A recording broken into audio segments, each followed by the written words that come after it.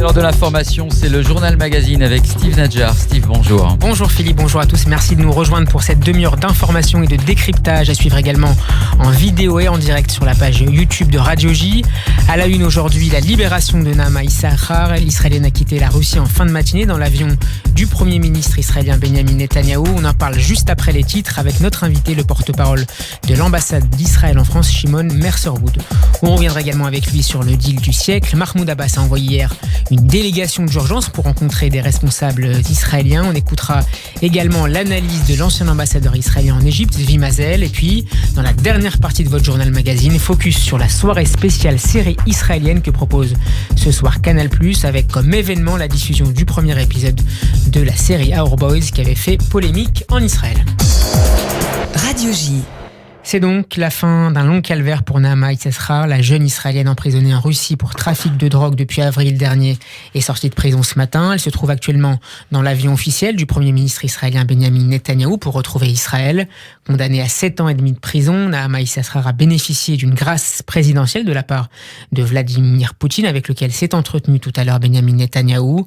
Nous avons accepté la demande de grâce de Nahama Issachar. Je lui souhaite le meilleur à elle et à sa famille, a déclaré le chef du Kremlin, qui a dit avoir été touché par les mots de la mère de Nahama Issachar, Yafa. On va tout de suite écouter les premiers instants de la rencontre entre le couple Netanyahou et la famille Issachar, qui n'a qu'un mot à la bouche, Toda. Merci.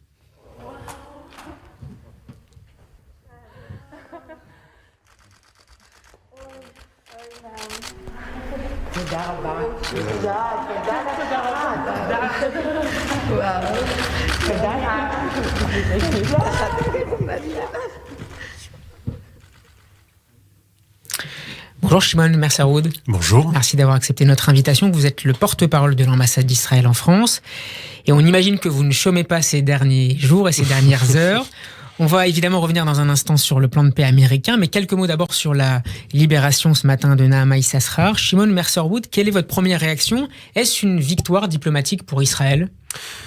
Écoutez, nous avons beaucoup de défauts en Israël, mais une qualité indiscutable, c'est une très très forte solidarité. Et quand nous voyons une jeune femme comme ça qui vit une telle tragédie, ça touche à tout le monde, ça touche à tous les Israéliens. Qui, il faut le rappeler, c'est une civile. Oui, tout à fait, une civile, j'ai envie de dire une citoyenne complètement lambda, dans laquelle nous reconnaissons tous nos sœurs et nos filles et nos mères. Donc ça touchait à tout le monde et tout le monde est très très soulagé de la voir à l'abri. Benjamin Netanyahou a longuement remercié tout à l'heure Vladimir Poutine pour la grâce accordée à Nahama Issachar. Quel a été le prix de cette libération ? Est-ce qu'il y a eu des contreparties israéliennes ? Nous ne parlons pas en termes de contrepartie. Il y a sûrement des discussions. Il y a certains gestes qui seront faits par Israël à l'égard de la Russie. Notamment dans la vieille ville de Jérusalem, avec une cession. On a parlé d'une cession d'une partie d'une propriété de l'Église orthodoxe. Il y aura des gestes qui seront faits par Israël, mais il faut retenir que cette triste histoire s'inscrit dans une relation très large et très complexe entre Israël et la Russie, qui touche aussi aux enjeux stratégiques, global, international, sécuritaires. Et du coup, on ne peut pas voir cet incident en isolement, et il faut vraiment prendre en compte tous les autres facteurs qui sont en jeu. Alors justement, Benjamin Netanyahou a souligné que les relations entre la Russie et Israël n'avaient jamais été aussi fortes, mettant en avant le fait que Vladimir Poutine était le premier dirigeant avec lequel il s'était entretenu du deal du siècle. Est-ce à dire que l'axe Jérusalem-Moscou est plus fort que jamais dans l'histoire d'Israël ? Elle est sûrement très très fort, mais elle n'est pas moins compliquée. Parce que vous vous souvenez que la Russie est toujours déployée en grande force en Syrie, où elle lutte côté à côté avec le régime syrien, qui est un allié important de l'Iran. Il y a beaucoup d'activités russes dans la région qui sont pas simples pour Israël. Et qui peuvent limiter d'une certaine manière la liberté d'action des avions israéliens. Et qui sont à prendre en compte quand nous menons des démarches sécuritaires pour protéger notre peuple. Du coup, je suis tout à fait d'accord avec ce qu'a dit le Premier ministre, mais il faut aussi se souvenir que la relation n'est pas facile. Elle doit être menée avec beaucoup de délicatesse et avec beaucoup de nuances. On a dit également que Vladimir Poutine avait essayé d'obtenir la libération d'un hacker russe dont les États-Unis avaient demandé l'extradition en échange de Naama Issachar ces derniers mois. Je ne sais pas si vous pouvez réagir à cette... C'est pourquoi j'ai dit que c'est plus large. C'est plus large qu'un simple jeune fille qui a été trouvée avec un peu de cannabis dans son sac. Qui a été condamnée à une peine extraordinairement sévère. Il faut le rappeler aussi. Oui. Shimon Mercer, on va écouter tout de suite la revue de presse de Daniel Laïc en partenariat avec Studio Qualité. La libération de Naama Issachar occupe évidemment la une des quotidiens ce matin et je vous ferai réagir à un éditorial. Naama rentre à la maison, titre ensemble ce matin le Israël Hayom et le Yediot Aharonot, le Ma'ariv également et l'ensemble des quotidiens israéliens, des sites d'information. Le Yediot Aharonot est le plus détaillé ce matin. En effet, son envoyé spécial Eti Abramov a accompagné durant toute la journée d'hier Yafa Issachar à Moscou, et même si cette dernière, la mère de Naama, a voulu rester discrète sur les derniers développements, eh bien, elle a eu beaucoup de mal à dissimuler sa joie. Yafa est restée toute la journée d'hier dans sa chambre d'hôtel en attendant une réponse, et puis brusquement à 18h, elle est descendue dans le lobby. À ce moment, les rumeurs, écrit Eti Abramov, circulaient sur le fait que Poutine avait déjà signé la grâce présidentielle de la jeune femme. J'ai reçu une communication téléphonique, a avoué Yafa Issachar, tout sourire, avant d'aller acheter un manteau pour la cérémonie de retrouvailles avec sa fille. Ensuite, elle s'est rendue au siège du Grand Rabbinat de Russie à Moscou pour une rencontre avec le grand rabbin Berl Lazar, qui est très proche de Poutine et qui était impliqué, on va dire, dans les démarches qui ont permis la libération de Naama Issachar. Ensemble, ils ont récité la bénédiction de Shechianu et l'annonce officielle de la libération de Naama aujourd'hui est donc arrivée. Merci à Poutine, merci à Netanyahou, merci à notre peuple, à notre si beau peuple, a déclaré Yafa Issachar avant d'apprendre que Naama arrivera dans la matinée ce matin à l'aéroport de Moscou et rencontrera ensuite Binyamin Netanyahou, qui reviendra vers midi ou 13h de son entretien du Kremlin avec Vladimir Poutine, et elles monteront, les deux femmes, à bord de l'avion du Premier ministre qui les ramènera en Israël. Et ce matin, on peut le dire, le site Ynet, je le consulte en même temps que je vous parle, eh bien fait l'état d'informations qui viennent donc de Moscou, qui annonce que Naama Issachar a bel et bien été déjà libéré de prison. Ce matin, dans le Yediot Aharonot, Yuval Karni parle du festival de la libération de Naama Issachar et déplore que le Premier ministre ait choisi de mener publiquement les pourparlers en vue de la libération de la jeune femme. Et ce, selon lui, à des fins politiques et électoraux. Le juriste Alexis Dobrinin, qui connaît parfaitement le droit russe, estime que, au contraire, que Naama a choisi la bonne voie en rendant public son combat et que cette grâce présidentielle de Vladimir Poutine n'aurait pas été donnée sans la visibilité qu'elle a donc donnée à sa protestation. Voilà ce que l'on peut lire dans la presse et les médias israéliens sur la libération donc de Naama Issachar. Shimon Mercer, est-ce que vous comprenez l'opinion de Yuval Karni, l'éditorialiste du Yediot Aharonot, qui regrette que les tractations avec Moscou n'aient pas été menées de manière plus confidentielle entre diplomates à l'abri des médias ? Je comprends très bien. C'est normal que les journalistes prennent un point de vue un peu cynique des gestes, des actes de leaders. Mais pourtant, je pense que c'est aussi important d'avoir de la visibilité sur cette démarche parce que ça envoie un message très fort au peuple d'Israël, aux citoyens de l'État d'Israël. Voilà que le Premier ministre lui-même s'implique dans les démarches pour libérer chacun de vous quand il sera en détresse, quand il sera en danger, quand il sera dans une telle calvaire. Et du coup, ça rassure. Ça me rassure, je peux parler personnellement, ça me rassure en tant que citoyen de voir qu'au plus haut niveau qu'il soit, le gouvernement d'Israël fera tout pour libérer un Israélien qui est en prison. Et vous savez, puisqu'on a évoqué le grand rabbin, la libération des captifs, Pidyon Shvuim, c'est un très très grand mitzvah. C'est quelque chose qui est dans la tradition juive une valeur primordiale.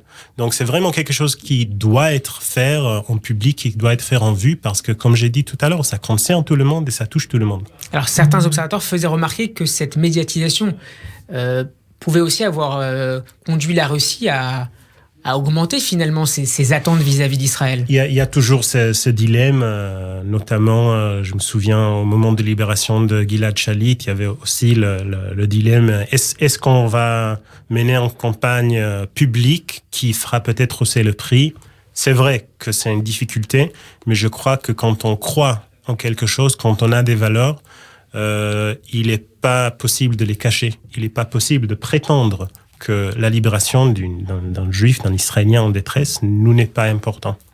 Shimon Mersaoud, vous restez avec nous quelques instants. On va ouvrir la page deal du siècle de ce journal. Le conseiller spécial du président américain Jared Kushner a accordé hier soir une interview à la chaîne CNN. Il a souligné que le futur État palestinien prévu par le plan aura bien sa capitale à Jérusalem-Est, à l'est de la barrière de sécurité israélienne. Et le gendre de Donald Trump appelle les Palestiniens à se joindre à des négociations avec les Israéliens. Ne ratez pas une opportunité qui pourrait ne jamais se reproduire, a lancé Jared Kushner à l'adresse des dirigeants palestiniens. Mahmoud Abbas, justement, qui aurait dépêché une délégation d'urgence en Israël, information de la 12e chaîne de télévision israélienne. Mahmoud Abbas la délégation aurait rencontré le ministre des Finances israélien Moshe Kahlon avec un message. Le deal de Trump constitue, je cite, une annulation des accords de paix d'Oslo, selon la 12e chaîne. Ramallah menacerait également de rompre la coopération en matière de sécurité. Shimon Mersaoud, les Palestiniens sont unis, et c'est rare ces derniers temps, pour rejeter l'offre de Donald Trump. Est-ce que ce plan peut se concrétiser sans les Palestiniens ? Et écoutez, je vous donne une métaphore.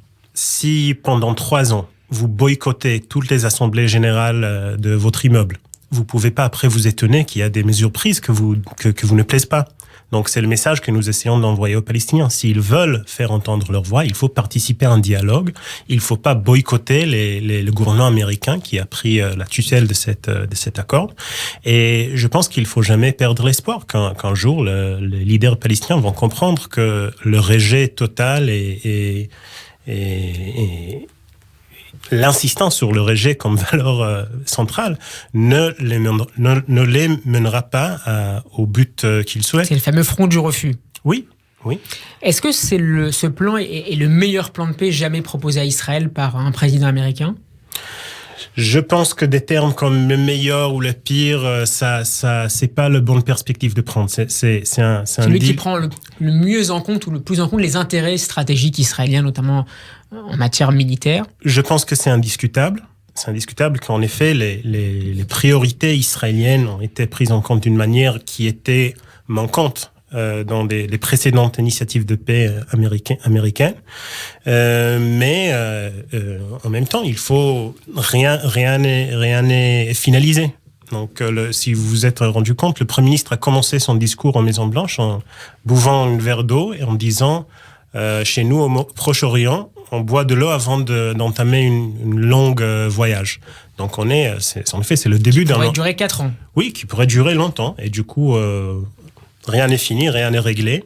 Et il ne faut pas parler au passé composé de cette initiative. Alors, vous évoquez le temps long, mais parlons peut-être des prochains jours et des prochaines semaines. Est-ce que le gouvernement israélien va mettre en pratique rapidement, on a d'abord parlé de dimanche, puis de mardi, puis de jeudi prochain, puis peut-être après les élections du 2 mars. En tout cas, est-ce que le gouvernement israélien va mettre ou peut mettre en pratique rapidement certaines parties du deal du siècle en annexant tout ou partie des implantations israéliennes de Judée-Samarie, ce que prévoit par ailleurs la proposition de Donald Trump?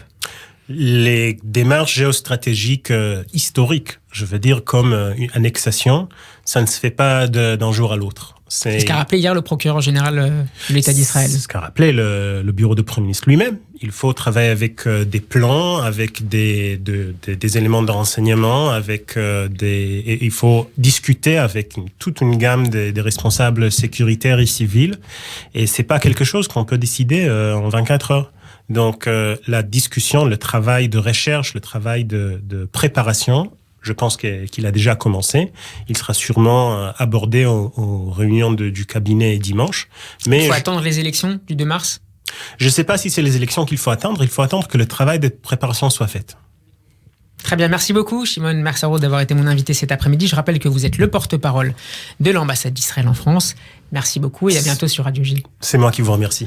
On marque une pause et on se retrouve dans un instant pour la suite du Journal Magazine. On continue à évoquer le deal du siècle. Le plan de paix Donald Trump prévoit l'annexion par Israël des implantations de Judée-Samarie. On en a parlé juste avant la pause. C'est même la première mesure qui devrait se concrétiser. Qu'est-ce que cette nouvelle approche peut changer concrètement ? Correspondance à Jérusalem de Pascal Sunshine. La Judée-Samarie et la dépression du Jourdain, ce sont 150 localités israéliennes qui couvrent environ 4% de la totalité du territoire et habitent environ 450 000 habitants.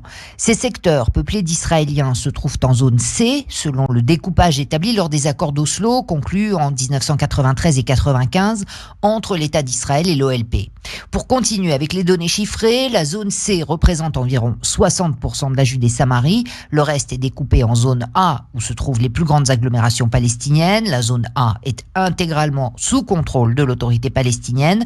Quant à la zone B, elle inclut environ 400 localités palestiniennes, essentiellement des villages. L'autorité palestinienne y détient les pouvoirs politiques et administratifs, mais le contrôle sécuritaire y est exercé par Israël. Dans cette région, le seul moyen de communication, ce sont les routes, celles qui relient les différentes localités sont sous contrôle sécuritaire israélien. Les plus anciennes datent d'avant la guerre des 6 jours. Depuis 1967, de nouveaux axes ont été percés par Israël, essentiellement pour desservir les implantations créées depuis les années 70. La Judée-Samarie relève du commandement de Tsahal pour la région centre, tant pour le maintien de la sécurité que pour les affaires publiques des implantations israéliennes, où l'armée est le relais de l'État.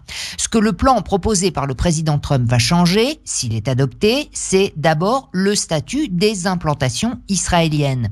Israël va y appliquer sa souveraineté, ce qui veut dire que pour les 150 localités concernées, la loi israélienne s'y appliquera en intégralité, comme dans n'importe quel autre point du pays. C'est ce que Benjamin Netanyahou veut soumettre à l'approbation du gouvernement israélien sans attendre les élections du 2 mars. Et en ce qui concerne spécifiquement la dépression du Jourdain, cela veut dire que cette région qui longe la frontière avec la Jordanie sera définitivement sous souveraineté israélienne, ce qui n'est pas le cas jusqu'à présent. Cela a toujours d'ailleurs fait partie des demandes d'Israël comme un impératif stratégique. Le problème qui se pose est qu'une mesure d'annexion, si elle est valable en droit interne, n'est en revanche pas reconnue par le droit international qui la considère comme une action unilatérale. On peut donc s'attendre à ce que cette annexion ne soit reconnue par aucun État, à l'exception des États-Unis, tant qu'un accord définitif n'aura pas été conclu entre Israël et les Palestiniens. L'idée avancée par le nouveau plan américain est de ne plus lier l'annexion des implantations à l'issue des négociations, de façon à prendre en compte la réalité qui s'est développée sur le terrain, alors que dans tous les cas, la population israélienne de Judée-Samarie, établie pour certains depuis 3 générations, ne quittera pas cette région. Si cette présence se traduit par une souveraineté définitive, elle devrait donc changer du tout au tout la conception et les paramètres sur lesquels le règlement du conflit fonctionnait jusqu'à présent. Mais cela dépend aussi et avant tout du camp palestinien.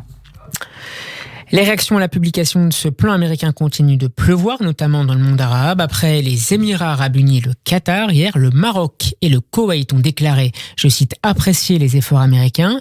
Mais ce n'est pas le cas de la Jordanie. Alors pourquoi Amman se tend? Les explications de l'ancien ambassadeur israélien en Égypte, Zvi Mazel. Il répondait ce matin aux questions de Pascal Sunshine. La Jordanie, vous savez, c'est un tout petit pays dont la majorité est palestinienne. À peu près 80% des habitants de la Jordanie sont palestiniens et à peu près 20% sont frères musulmans.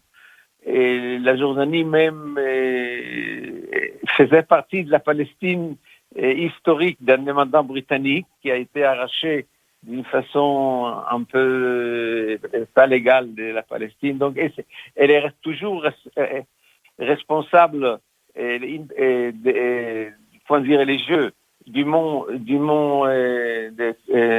esplanades, des mosquées et des arabaïtes, les monts du temple. Et donc, elle se trouve dans une situation extrêmement difficile. Et puis après, économiquement, elle est très, très faible. Le roi Abdallah a peur pour son trône. Donc, il y a beaucoup de faits très importants autour de cette affaire qui poussent immédiatement la Jordanie de dire non, écoutez, il faut absolument, on ne peut pas laisser tomber le Palestinien, ils doivent avoir leur État, au moins dans le cadre des frontières de 67, avec les Jérusalem comme Est comme leur capitale. Donc c'est la position la plus orthodoxe, si vous voulez, du monde arabe. Et le roi Abdallah n'a pas d'autre choix que le dire à haute voix. il y a quand même un facteur qu'on n'a pas évoqué, mais qui probablement est présent à l'esprit de ceux qui ont élaboré ce plan autour du président Trump, c'est le facteur temps. L'autorité palestinienne est dirigée par Mahmoud Abbas, qui est déjà un personnage âgé. Il n'y a pas eu d'élection dans l'autorité palestinienne depuis plus de 10 ans. Qu'est-ce qui va se passer une fois que Mahmoud Abbas aura quitté le pouvoir ou qu'il aura disparu? Est-ce que justement, il y a aussi ce risque d'une dissolution ou de l'après Mahmoud Abbas pour l'autorité palestinienne, Steve Mazel? Oui, c'est une question extrêmement importante. Et vraiment, ici en Israël et dans le monde arabe, tout le monde se demande qu'est-ce qui va arriver après. Parce que lui, il a 85 ans ou 86 ans, il est malade, il a été hospitalisé pour des affaires cardiaques il y a un an, je crois. Et probablement, il fera ce que tout le monde fait, on disparaît. Maintenant, jusqu'à présent, il n'y a pas un héritier connu, accepté. N'est-ce pas? Il ne l'a pas désigné. Et il y en a pas. On parle de Barghouti. Barghouti a été le chef de Tanzim, le chef d'une organisation terroriste de la Fatah qui se trouve actuellement en prison en Israël. Il est très populaire. On en parle de lui, mais c'est pas fait. C'est loin d'être fait, absolument. Et puis après, alors, si un personnage comme, je sais pas, Shtia, qui est Premier ministre, prendra le pouvoir, c'est un homme assez disons, extrémiste, mais pas très fort, n'est-ce pas? C'est pas un vrai leader. Donc, pour l'instant, on ne sait pas, il n'y a pas de réponse. Puis d'autres commentateurs pensent que peut-être il y aura des jeunes qui viendront, mais on ne voit pas qui, on ne les connaît pas. Le reste de l'actualité avec Gabriel Attal que je salue. Bonjour Gabriel. Bonjour Steve. Une femme soupçonnée d'être infectée par le coronavirus a été hospitalisée de force en isolement aujourd'hui en Israël à l'hôpital Sheba à Ramat Gan après avoir refusé d'y entrer par ses propres moyens. Elle sera maintenue pendant 8 heures jusqu'à ce qu'une autre décision soit prise. L'ordonnance d'isolement forcé a été rendue après qu'il a été clairement établi qu'il n'existait aucune autre option pour prévenir un risque pour la santé publique. C'est ce qu'a indiqué le ministre de la Santé, et la compagnie El Al a annoncé aujourd'hui qu'elle suspendait ses vols vers Pékin jusqu'au 25 mars face à la propagation du nouveau coronavirus. Et en France, un 5e cas de coronavirus a été confirmé hier soir, Gabriel. Il s'agirait selon la ministre de la Santé, Agnès Buzyn, de la fille de la 4e personne victime détectée dans l'Hexagone. À l'heure actuelle, un couple chinois est hospitalisé à Bichat et un Français d'origine chinoise à Bordeaux. L'avion qui est parti hier soir vers Wuhan, en Chine, va revenir avec 200 ressortissants français qui ne présentent pas de symptômes. Sur le territoire chinois, le bilan est de 170 morts et plus de 7700 cas confirmés de contamination. Petite respiration tout de suite et on se retrouve dans une poignée de secondes pour évoquer l'actualité en France et la soirée spéciale série israélienne que propose tout à l'heure Canal+. Ne bougez pas tout de suite. Dimanche 8 mars, avec Meir Panim, dans la joie, les enfants de France déguisés pourront être jumelés aux enfants défavorisés d'Israël en célébrant Pourim au cirque d'hiver Bouglione avec son tout nouveau spectacle époustouflant. Place des 30 € et 15 € pour les enfants. Carré d'or et d'argent. Michelot Armanote pour tous les enfants. Et super méga tombola avec des milliers de lots à gagner. Un billet de tombola, 5 €. Réservation 01 42 25 59 27 et meirpanim.fr. 160 ans. Le lundi 10 février, l'Alliance israélite universelle fête son 160e anniversaire en présence de nombreuses personnalités, parmi lesquelles Corinne Lepage, Daniel Cohn-Bendit, Alain Finkielkraut, le grand rabbin Olivier Kaufmann, Francis Huster, Steve Suissa, Thierry Lhermitte, Gérard Haddad ou encore Ariel Wiesman. Et pour célébrer Tou Bishvat, réflexion sur le thème environnement, judaïsme et éducation. Menu gastronomique d'exception. Participation aux frais, 400 €, CERFA en retour. Réservation 01 53 35 88 64 ou gala@aiu.org. L'Alliance israélite universelle fête son 160e anniversaire. Une institution essentielle dans l'histoire du peuple juif. Lundi 10 février, 19h, dans les salons de l'Hôtel de Ville. 14h27, Radio J, la suite du journal Steve Nadjar. Dans l'affaire Mila en France, la garde des Sceaux Nicole Belloubet a reconnu une erreur ce matin sur Radio Classique, Gabriel. La ministre de la Justice a ajouté qu'évidemment on ne rétablit pas le blasphème, il n'est pas question de revenir là-dessus. Nicole Belloubet avait déclaré hier sur Europe 1 que l'insulte à la religion était évidemment une atteinte à la liberté de conscience. La garde des Sceaux faisait référence aux propos de la jeune Mila, une lycéenne de 16 ans qui a été la cible de nombreuses menaces de mort après avoir tenu des propos hostiles à l'islam dans une vidéo. Le parquet de Vienne a d'ailleurs classé sans suite ce midi l'enquête pour provocation à la haine. Les propos de la jeune lycéenne ne constituent pas une provocation à la haine, a indiqué le parquet. L'artiste franco-algérienne Zineb Sedira, désignée pour représenter la France à la Biennale de Venise de 2021, a démenti les accusations, je cite, infondées et calomnieuses, affirmant qu'elle aurait des liens avec le BDS. Cette plasticienne assure qu'elle est une artiste, pas une activiste. Jamais je n'ai adhéré à cette organisation, jamais je n'ai eu d'accointance avec ce mouvement. Je condamne d'ailleurs fermement tout boycott et je ne peux être associé ou être solidaire du BDS. Je m'oppose au BDS et à tout boycott global qui aurait pour résultat contre-productif d'affecter et de paralyser les femmes et les hommes désireux de vivre en paix.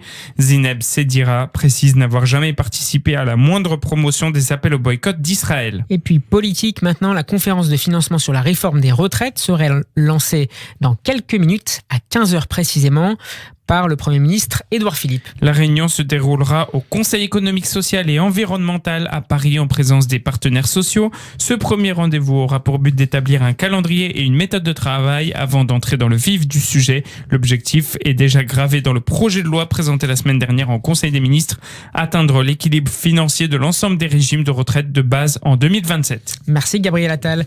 Soirée événement ce soir sur Canal+, la chaîne cryptée se met à l'heure israélienne avec un focus sur les séries. Ce soir, première diffusion en France de Our Boys à Neharim dans sa version originale. Cette série de Haggai Levi, Joseph Sédar et Taoufik Abou Wael nous replonge dans l'été 2014, marqué par le kidnapping puis l'assassinat de 3 jeunes Israéliens. Un drame terrible qui avait provoqué une très forte émotion dans le pays, à la suite de laquelle un adolescent palestinien avait été battu et brûlé à mort. On écoute tout de suite un extrait de la bande-annonce de Our Boys diffusée ce soir sur Canal+.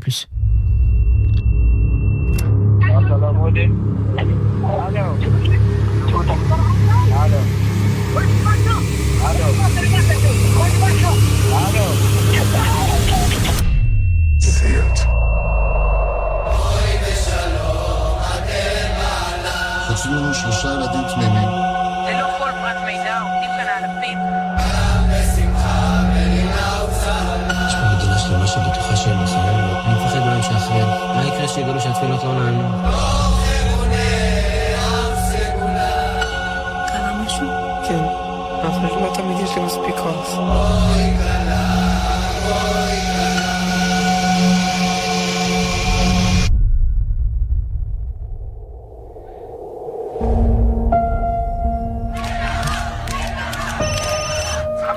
في يهود حواليك جاوبنيش بالعربي يلا روح بسرعة